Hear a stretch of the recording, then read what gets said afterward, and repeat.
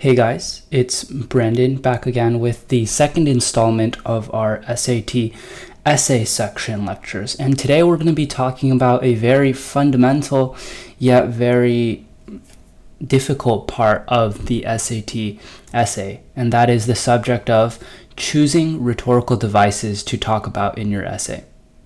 So to give you a brief overview of what we'll be talking about today, I'll start out with some common mistakes or a common barrier to essay writing success. And then we'll go into some frequently appearing rhetorical devices on the SAT essay section. And we'll end it off with a extra practice passage in which you can practice identifying rhetorical devices on your own. So to start off, a common barrier to essay writing success. So one of the major problems that students have, and a problem that I also had when I was first starting out with timed writing, was that I had trouble figuring out what to write about in the first place. Because timed writing, like the SAT essay section, you have to not only read the passage, but you also have to come up with rhetorical devices that you're going to write about in your essay. And this can be extremely hard because, as all of you may know by now, or as all of you should know by now, rather, the SAT essay section has a time limit of only 50 minutes. So you don't have much time to read the passage, let alone, plan out all the devices that you're going to write about in your essay. So to make sure that you have enough time to read the passage, understand it, and write a cohesive essay with a lot of good rhetorical devices, you should really aim to familiarize yourself with some of the most widely used rhetorical devices and be able to identify them, be able to point them out to yourself as you're reading so that you don't waste time looking back to look for rhetorical devices after you've already read the passage. So here is sort of a list I've compiled of frequently appearing rhetorical devices on the SAT essay section. And the first of which is statistics. And it involves using numbers to suggest factual information, often used to make a point or to support an argument. And statistics really is probably the most common and probably one of the most generic rhetorical devices that appears in the SAT essay section. Oftentimes, the authors of these passages will refer to sort of studies, refer to maybe some surveys, refer to some historical data to support the argument that they're making in the passage. So this is one of the easiest ones to find because they oftentimes involve numbers. The second one is metaphors. I don't think I really need to explain what a metaphor is, but just in case, they're used to make comparisons between two things that might not immediately be obvious. An example of this is the phrase, "It's raining cats and dogs."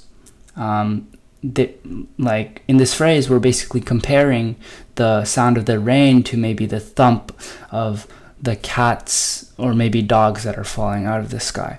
And notice that metaphors, which are very different from similes, they don't use the words like or as similes do.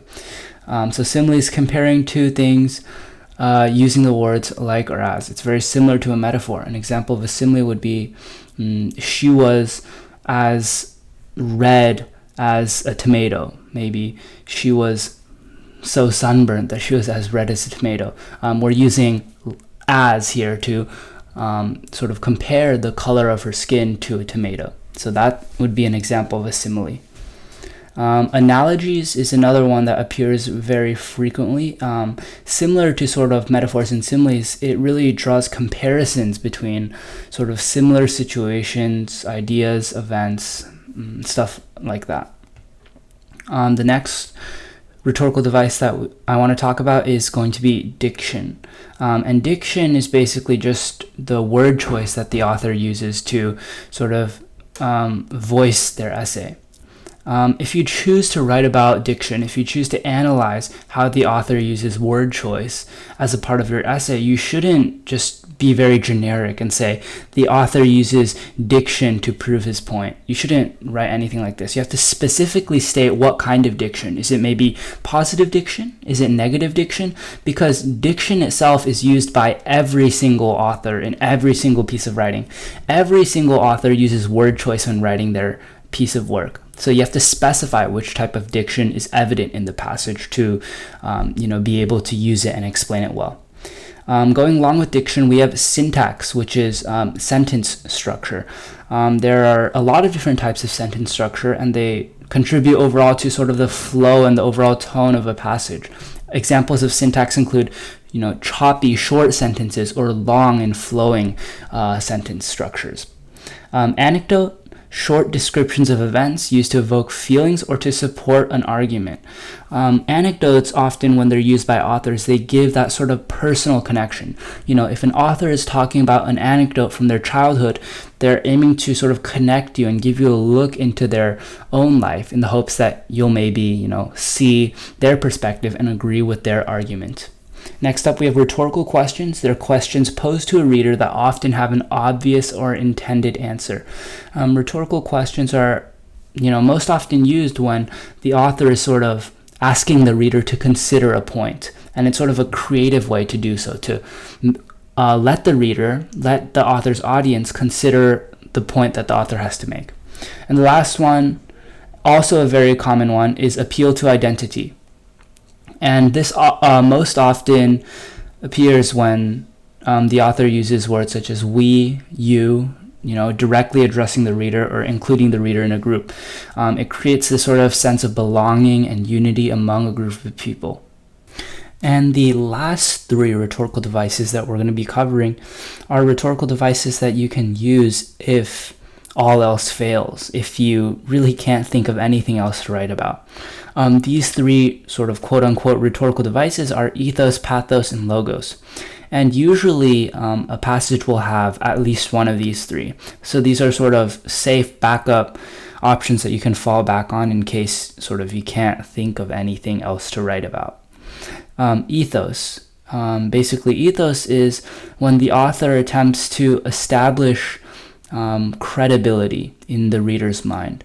So, for example, a common use of ethos is when the author supports their argument or talks about their point by talking about their status or the status of sort of the statistic. An example of this is if the author is referencing a study, maybe they talk about the affiliation of the person who was conducting the study. For example, according to Jane Smith, a professor at Stanford University, we know that Stanford is sort of this renowned research university, so maybe that gives the author credibility in what she is arguing.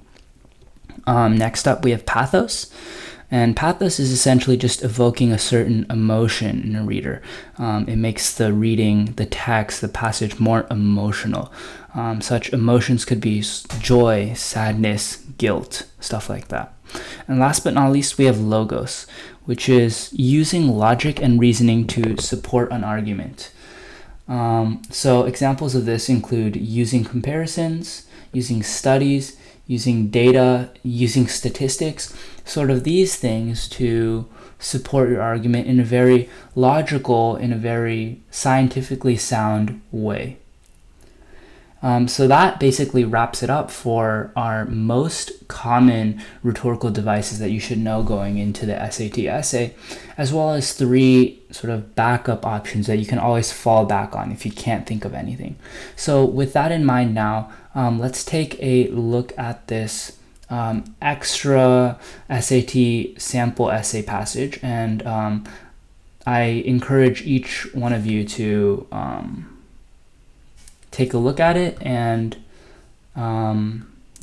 just read it and see if you yourself can come up with some rhetorical devices that you would maybe write about if you were given this passage on the real exam. So I encourage you to pause the video here, and I encourage you to read through this piece and consider what rhetorical devices you would use if you were the one writing a rhetorical analysis essay on this passage.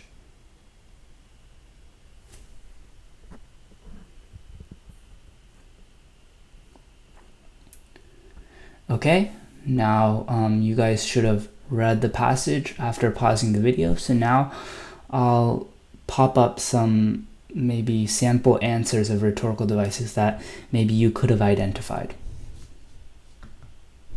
So here are the sample answers. So just to go through a few of the possible answers you could have said, we have imagery, statistics, simile, rhetorical questions, pathos, logos, ethos. And of course, if you want to sort of look at some of the detailed explanations for each of these rhetorical questions, you can pause the video here and look at that, and maybe go back to the essay and look at that as well. But other than that, that basically wraps up all we have for this week's video on the essay section. This week, we covered some key rhetorical devices that you should know when you're writing your SAT essay. So yeah, that wraps up this video. I hope this helped. And of course, if you guys have any questions whatsoever on the SAT essay section, on the SAT math section, on the SAT reading section, on whatever section, anything related to the SAT, drop a comment below. Message us on Google Classroom, join our Google Classroom, and email us at empowerprep2020@gmail.com. So yeah, thank you guys for watching, and I'll see you guys next week for our next essay video.